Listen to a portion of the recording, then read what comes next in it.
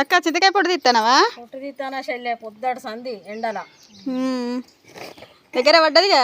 దగ్గర పడ్డది. మరి కొంతమంది వట్టిగా పెడతారు కదా, అట్లయితే మంచిగా ఉండదు. ఇట్లయితే మంచిగా ఉంటుందా? ఇట్లయితే మంచిగా ఉంటుంది. మరి ఎంత కష్టం పొద్దున్నుండి తినాలంటే కష్టపడాలి. పడాలి.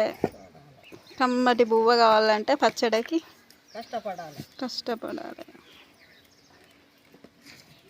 కొత్త అన్నం, చింతకాయ పచ్చడి కొంచెం పోపు పెట్టుకొని పప్పు వేసుకొని తింటే ఎంత మంచిగా ఉంటుంది. సూపర్ ఉంటుంది. ఇక ఏ మటన్ కూడా పని చేయదు. వేడి వేడి అన్నం మంచిగా తినచ్చు, ఉండచ్చు. మరి ఎండ కొడుతుంది, నీడకుండా పోయినావు అక్క?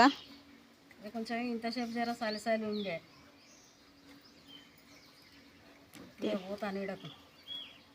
సరే.